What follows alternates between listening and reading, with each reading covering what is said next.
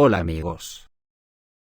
Sé que a muchos os habrá sorprendido el título del vídeo, pero pienso que efectivamente la civilización humana estamos al borde de la extinción, lo dice la historia, que ha llevado a la OTAN definitivamente a su cita histórica tan deseada por Occidente desde 1917.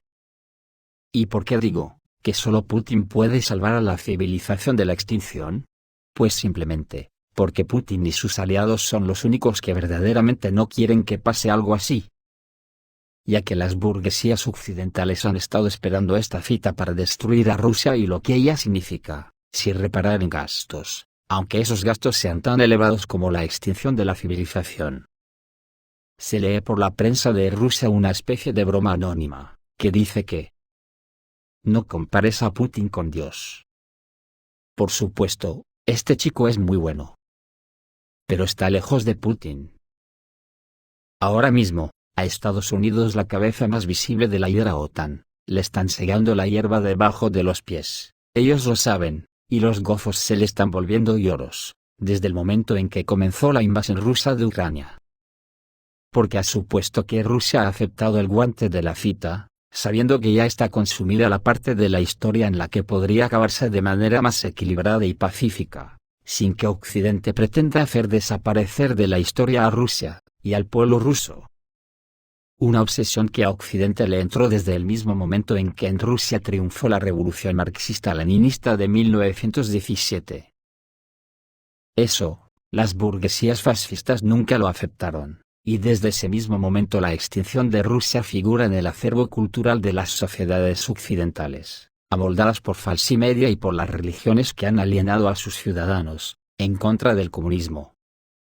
Estas burguesías feudales y fascistas, hasta decir basta, han pretendido desde aquel mismo momento imponer unas sociedades a las que han llamado descaradamente democracias. Dicen que basadas en reglas, como si en el mundo nadie más que nosotros los occidentales tendría reglas. Y resulta que esas reglas no son más que la ley del embudo. Unas reglas que solo son aplicables a los súbditos, y que se basan en que en el planeta Tierra, Occidente y sus monarquías burguesas son los únicos dueños y señores del planeta, y los demás están bajo su yugo. Estas reglas les permiten a ellos colonizar, robar, crear guerras contra los que ellos consideren que no les gusta, y así podríamos estar horas enumerando un larguísimo etcétera. Pues eso, resulta que ya ha llegado a su fin, y han sido Putin y Xi Jinping, entre otros, a los que la historia les ha puesto en el escenario que va a suponer el fin de ese mundo basado en las reglas fascistas de las burguesías occidentales. Así que vamos a fundamentar todo, empezando por un breve repaso a la actualidad para comprender cómo se está segando la hierba bajo los cimientos ideológicos de la OTAN. Repasaremos la historia verdadera, y no las burdas patrañas que el fascismo internacional pretende que los alienados olviden. Por si se arrepienten de seguir a semejantes fascistas, y terminaremos fundamentando el por qué Putin es la única persona que puede hacer que la civilización no se extinga, cortando la cabeza principal de la hidra OTAN, sin que exploten armas nucleares. La segadora de la hierba bajo los cimientos de la OTAN ya ha empezado a trabajar, y ayer Occidente recibió un palo muy serio. La presidenta del Foro Internacional BRICS, Purnima Anand, dijo que Arabia Saudita, Egipto y Turquía tienen la intención de convertirse en miembros de la organización internacional. Según ella, durante la 14ª Cumbre de Líderes del BRICS, que se realizó en Beijing del 23 al 24 de junio, eso sí, en formato virtual, sin la ostentoria demostración de unión que la OTAN hizo por esas fechas en Madrid. Este tema, según Purnima Anand, fue discutido por China, Rusia e India, y se suma a lo de Irán y Argentina, que ya solicitaron la membresía en BRICS. Todos estos países han mostrado su interés en unirse y se están preparando para solicitar la membresía. Creo que este es un buen paso, ya que la expansión comercial siempre se percibe positivamente, y claramente aumentará la influencia de los BRICS en todo el mundo. A esto hay que sumar que en los próximos días se va a celebrar en Irán una reunión tripartita, entre Putin, Erdogan y el presidente iraní Ebrahim Raisi, donde van a decidir conjuntamente una nueva política para todo Oriente Medio, en la que me intuyo que no entrará Estados Unidos. Si recordamos que Turquía pertenece a la OTAN, es blanco y en botella, que la segadora de la hierba le pueda hacer un socavón a la OTAN bajo sus cimientos. Aunque francamente, me da la impresión que ya todos en el planeta dan por finiquitada la cultura hegemónica de la OTAN, y solo estamos conteniendo la respiración, de cómo será la traca final. Y antes de hablar de cómo Rusia puede evitar la extinción del planeta doblegando militarmente a la OTAN sin llegar a las armas nucleares, tenemos que adentrarnos en la historia desde sus comienzos. Porque no podemos consentir que unos matorrales plantados recientemente por falsimedia, inundando el planeta de intrigas y especulaciones, nos oculten el bosque que hay detrás, que tiene más de 100 años.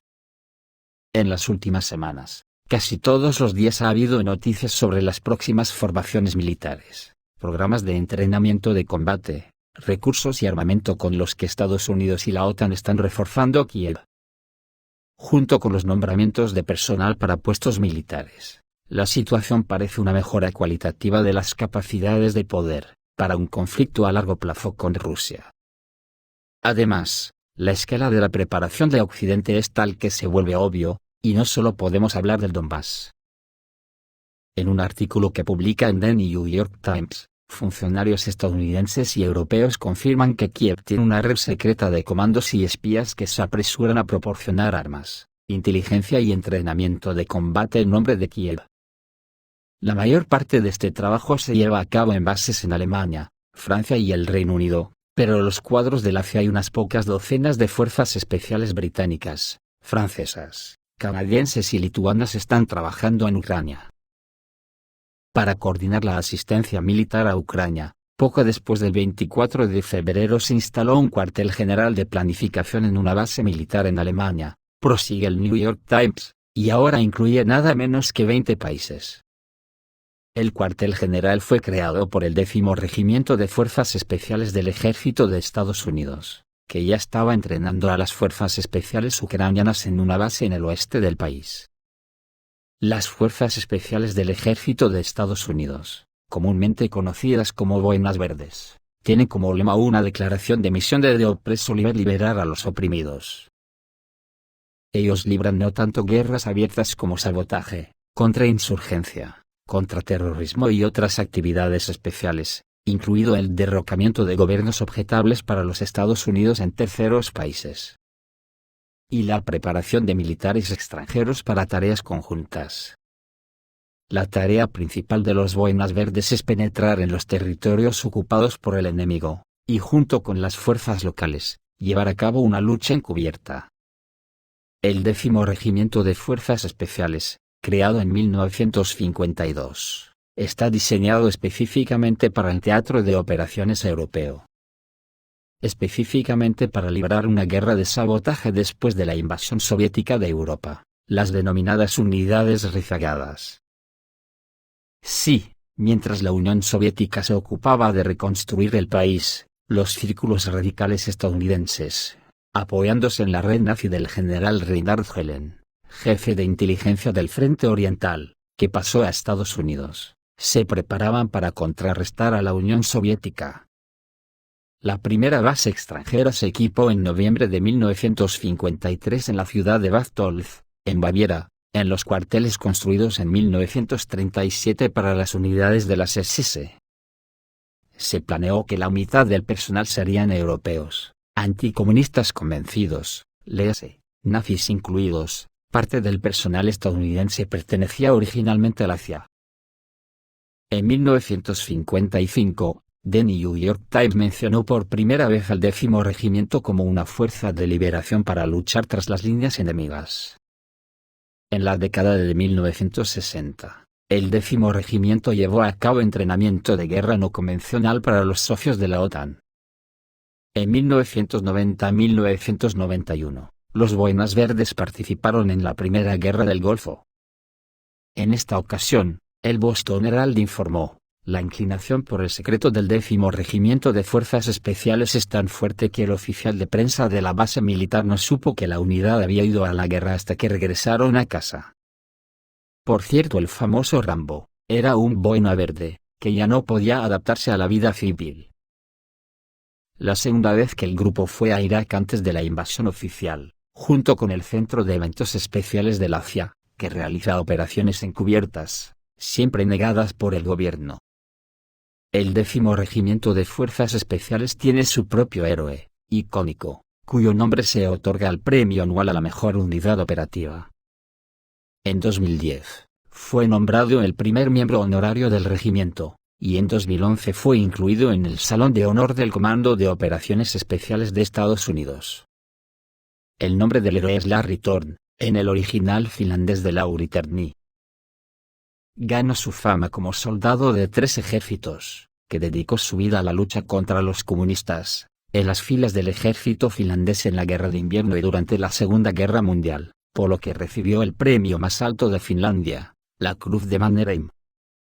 En el batallón de voluntarios finlandeses de las Waffen-SS después de que Finlandia abandonara la guerra con la Unión Soviética en septiembre de 1944. Y en las Fuerzas Especiales del Ejército de Estados Unidos en Vietnam. Fue este tipo el que tuvo que ser elegido como el personaje principal de todos los estadounidenses y europeos, que habían servido en el regimiento durante 70 años para la causa anticomunista. Las operaciones estadounidenses más secretas y sangrientas contra los recalcitrantes durante la Guerra Fría, el derrocamiento de gobiernos, y la glorificación de los nazis. Todo esto es la vida cotidiana del 10º Regimiento de Fuerzas Especiales durante décadas. Pero hay más. Los lectores atentos e interesados en la historia militar, incluso ante la mención de las unidades rezagadas y luego ante las palabras preparación para la guerra no convencional para los socios de la OTAN en la década de 1960. Podrían exclamar, ¿pero Gladio existe realmente? ¡Qué ingenuidad, amigos! ¡Qué ingenuidad para una sociedad occidental desposeída de su masa encefálica, y sustituida por un chip anticomunismo, que ponían en duda la existencia de Gladio! Y que cuando se dio a conocer oficialmente por un gobierno europeo, distraídos en sus vivencias bajo reglas, les daba igual, con tal de que combatieran contra el comunismo. Y de esos polvos de la antiintelectualidad, con gritos fascistas de viva la muerte, y muera la inteligencia, como ocurría en la dictadura española, han llegado estos lodos de Ucrania, que nos ha llevado a una cita definitiva con la historia reciente. Así que hoy, vamos a conocer un poco de esta historia de la OTAN, que aparte de tener un ejército oficialmente, tenía otro oculto en las alcantarillas de la historia, le llamaron Gladio. U Operación Gladio. Por supuesto que siempre lo negaron, hasta que el 2 de agosto de 1990, el entonces presidente de Italia, Giulio Andreotti, reconoció ante el Senado italiano la existencia de una red de ejércitos secretos a lo largo de Europa Occidental. Aquella noticia era terrible al igual que confusa. Terrible debido a que habían existido tropas paramilitares no controladas por el poder civil. Confusa porque no se sabía ni cuáles eran los objetivos de estas tropas, ni quiénes la formaban, ni qué acciones habían llevado a cabo. Cada vez se va conociendo un poco más cada día, la historia de estos ejércitos secretos de la OTAN, quiénes lo formaron y cuáles fueron sus operaciones y sus objetivos. Para conseguirlo hay que profundizar en el caso italiano por 2 razones. En primer lugar, porque fue en Italia en donde se dio a conocer públicamente la existencia de esta estructura secreta, que en el país transalpino fue bautizada como Operación Gladio. Y en segundo lugar, porque fue en este estado en donde la estructura se mostró más activa, viéndose involucrada en atentados operativos de golpes de Estado. Cuando se comienza a investigar sobre los ejércitos secretos de la OTAN, lo primero que se puede observar es la falta de información al respecto, lo que hoy llamamos un vacío informativo. De hecho, solo ha habido un autor que haya tratado el tema en profundidad, fue Daniele Ganser. Por otro lado, está el vacío existente que una de las principales fuentes a la hora de trabajar el tema continúa siendo el documental de Alan Frankovich, el cual fue emitido por la BBC londinense en 1992. La principal razón sobre la falta de investigaciones en relación con este proceso, es la opacidad de los estados que se vieron involucrados, cuando todo el asunto salió a la luz. El Parlamento Europeo trató este proceso, llegando a una resolución en la que se condenaba esta estructura en la sombra y se demandaba una investigación por parte de los diferentes estados implicados. Sin embargo, Italia, Bélgica y Suiza, Fueron los únicos países en llevar a cabo investigaciones parlamentarias sobre la cuestión, mientras los demás países se limitaron a reconocer la existencia del operativo sin dar más detalles. ¿Cuál era la finalidad de esta estructura en la sombra? Muy simple, los ejércitos secretos de la OTAN tenían como objetivo luchar contra el comunismo. En un primer momento, esta amenaza procedería desde el otro lado del telón de acero.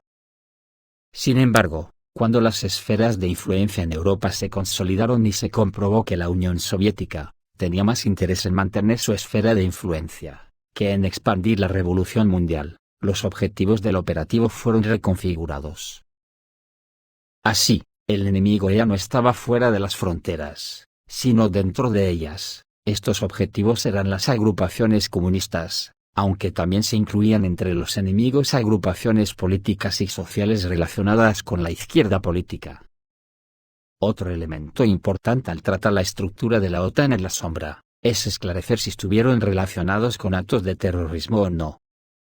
Es difícil dar una respuesta completa a esta cuestión, ya que mucha información primaria se encuentra aún clasificada o han sido directamente destruidas.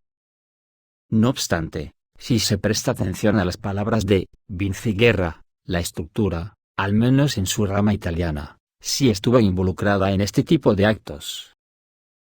Por lo tanto, además de la bibliográfica al respecto, es muy interesante y necesario saber lo que dice la Wikipedia a la que todos tenemos fácil acceso sobre esta organización, y que dice lo siguiente. Operación Gladio fue una red clandestina secreta que operó en Europa bajo la dirección de la OTAN y la CIA. Durante la Guerra Fría, esta operación tuvo como objetivo desacreditar y desplazar del panorama político a movimientos disidentes. Según el autor suizo Daniel Ganser, estuvo involucrada en actos terroristas durante los denominados años de plomo italianos de la década de 1970, en medio de la llamada estrategia de tensión. Esta última habría estado concebida para facilitar la llegada de un supuesto régimen autoritario derechista neofascista, para hacer frente a un eventual gobierno del entonces poderoso Partido Comunista Italiano. El nombre de Gladio se solía aplicar a una serie de organizaciones paramilitares de diversos países, aunque lo más común es su utilización para referirse exclusivamente a los paramilitares italianos. Fue descubierta y expuesta el 24 de octubre de 1990, al final de la Guerra Fría, por Giulio Andreotti, entonces presidente del Consejo de Ministros de Italia. Tanto este país como Bélgica, Suiza y Turquía desarrollaron investigaciones parlamentarias. La trama expuesta fue condenada por el Parlamento Europeo en resolución del 22 de noviembre de 1990. Nadie resultó condenado por estos hechos, no se siguieron las investigaciones y se desconoce su situación. Sus actividades consistían básicamente en actividades subversivas, como atentados y montajes contra todos aquellos grupos ideológicos marxistas, anarquistas, nacionalistas, etc., que podían tener apoyo social, y romper la hegemonía de los partidos políticos y grupos de poder tradicionalmente hegemónicos de los distintos países de Europa Occidental alineados con Estados Unidos. La Operación Gladio fue ideada después de la Segunda Guerra Mundial por la CIA y el MI6 inglés, y tenía como objetivo prepararse ante una eventual invasión soviética de Europa Occidental. Por medio de fuerzas armadas paramilitares de élite, secretas y dispuestas en diversos países capitalistas. Observen el detalle para los incrédulos. Dispuestas en diversos países capitalistas. Hago este inciso porque algunos todavía están en la creencia de que la OTAN está para defender al pueblo trabajador en vez de ser el poder militar de las naciones imperialistas occidentales. Pero continúo con Wikipedia. Finalmente la situación degeneró en el empleo de varias estrategias de guerra sucia, tales como la infiltración y las operaciones de bandera falsa. Como en la estación de Bolonia, en Italia, para destrozar la imagen pública de partidos políticos no colaboradores con los Estados Unidos, nacionalistas y comunistas, y así evitar su ascenso en las urnas. Todos los países capitalistas de dicho continente poseían contingentes secretos de esta organización.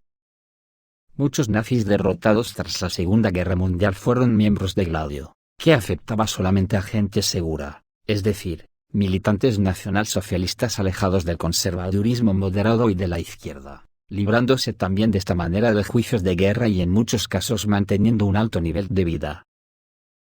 Además de prepararse ante una posible invasión, estas fuerzas de retaguardia han sido utilizadas por la CIA para influir en la política de algunos de estos países. Un caso singular fue la implicación de Licio Gelli, jefe de la logia Propaganda Due, Stefano de Ecciaie, también involucrado en la Operación Cóndor, o Vincenzo Viciguerra, en la estrategia de la tensión en Italia. También en Italia, las masacres de Peteano en 1972, el de la Plaza Fontana en 1969, el de la estación de trenes de Bolonia en 1980, y el fallido golpe Borghese en 1970, fueron obra de Gladio. El asesinato del primer ministro Aldo Moro, llevado a cabo por las Brigadas Rojas en 1978, también se ha vinculado a la oposición de Gladio a su política de compromiso histórico. La investigación se tiñó de sospecha por la estrategia ocultista del Estado. De hecho, el juez Felice Caso manifestó que descubrió la existencia de Gladio leyendo las cartas que Aldo Moro mandó desde su lugar de detención. Un informe parlamentario del año 2000 hecho por El Olivo, concluía que la estrategia de la tensión tenía como objetivo impedir al Partido Comunista Italiano, y en menor medida al Partido Socialista Italiano, que accediesen al poder ejecutivo. En Grecia, las fuerzas de Gladio estuvieron involucradas en el golpe de Estado en Grecia de 1967 que inició la dictadura de los coroneles.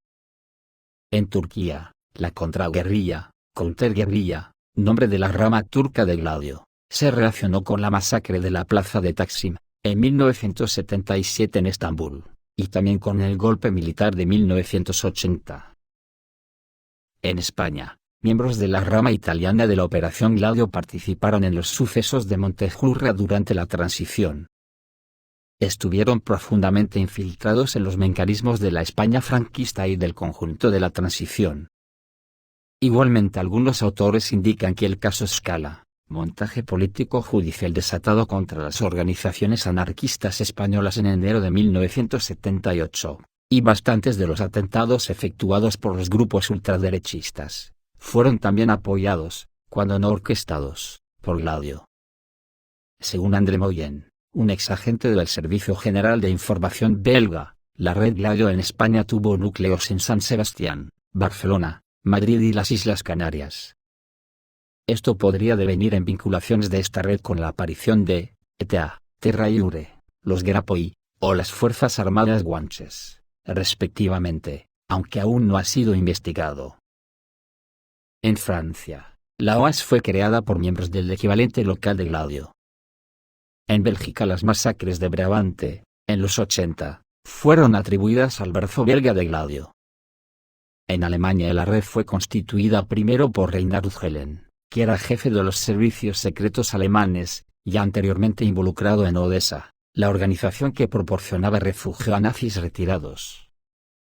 El acto terrorista del Oktoberfest, en 1980 en Múnich, fue protagonizado por agentes vinculados a Gladio. En Argentina, varios miembros de la Junta de Jorge Rafael Videla eran miembros de la Logia P2, entre ellos Raúl Alberto Lastieri y Emilio Eduardo Masera.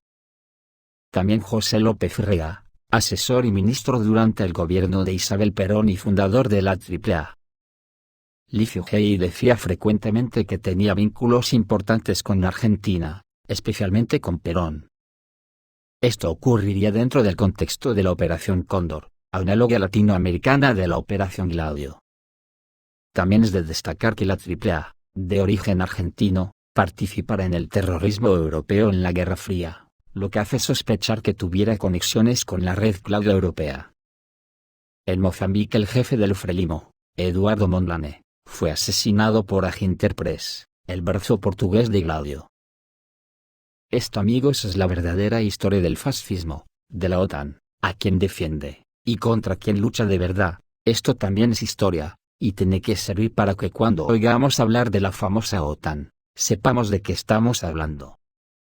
Y no de las patrañas que nos quieren inculcar al que nos dejemos, porque digo yo. Si nació para combatir a la Unión Soviética, ¿por qué no se disolvió cuando se disolvió la Unión Soviética? Respuesta: porque nació para combatir al marxismo y defender las estructuras medievales de la burguesía, o llamadas élites financieras, o capitalismo. Pero ante estos hechos que han devenido en la última cita de Ucrania, Putin parece que es el único que puede parar esto, y si hay suerte evitar la extinción de la humanidad. La OTAN ya ha llevado el desafío histórico hasta el límite donde podía llevarlo, a las fronteras físicas rusas. Una vez conseguido hacerse con Ucrania, y aunque le falló el hacerse con Bielorrusia con otro golpe de Estado, ya no le queda más paso por dar que la invasión directa de Rusia. Y es aquí donde la cita histórica les ha puesto frente a frente con Putin. ¿Cómo podría Putin evitar esto? ¿Sin emplear armas nucleares? La OTAN ha tardado 100 años en apretar la garganta de Rusia, lo ha hecho apretando poco a poco en lo que ha llamado Operación Anaconda.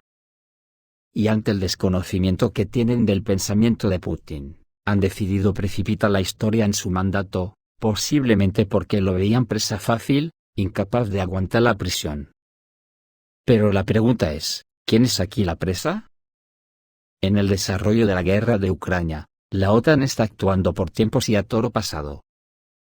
Va poniendo armas en manos de Zelensky según ve que Putin resiste la presión y hace gala de una paciencia infinita, que incluso a un sector de rusos les parece desesperante, y piden lanzar una respuesta total.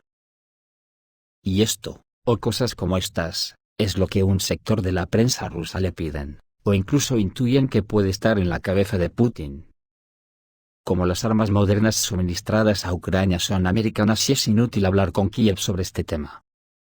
Lo primero que se podría hacer es romper relaciones diplomáticas con Estados Unidos. Expulsar a su embajador de Moscú, y advertir oficialmente a Washington a través de él, o incluso públicamente que si continúa ese camino, no hablará más. O la OTAN se retira a las fronteras de lo tratado en 1997, o que hablen las armas, para lo cual Putin podría lanzar en cualquier momento un ataque devastador contra Estados Unidos con armas hipersónicas convencionales. Atacaría en todas las instalaciones de infraestructura vitales de Estados Unidos, destruyendo 50 centrales eléctricas con 50 misiles hipersónicos Dagas y Zircon. Con esto Estados Unidos pasaría directamente a la edad de piedra. Al mismo tiempo se derruirían los satélites de baja altura dejando a Estados Unidos ciego y sin respuesta. Esto se proseguiría en menos de 30 minutos. Después de esto se habría evitado casi con toda seguridad la Tercera Guerra Mundial, porque de lo contrario si esto no lo evitase, entonces ya el siguiente paso sería el cruce nuclear entre los dos bandos, y los Poseidones y Sarmats junto a las armas de la OTAN harían el resto para extinguir nuestra civilización. ¿Es esto lo que puede estar en la cabeza de Putin? Nadie lo sabe. Pero no olvidemos que la prensa rusa y algunos parlamentarios, se lo están insinuando, si después de algo así, no se llega a la guerra nuclear, es cuando la humanidad podría pensar en desechar las armas nucleares, para siempre, porque el mundo sería multipolar y de los pueblos. Los misiles hipersónicos convencionales, serían los guardianes de la convivencia. Y las burguesías colonialistas junto con sus reglas, serán erradicadas de la historia de una humanidad que ya está hasta el gorro de ellas. Esto es todo amigos, reciban un saludo.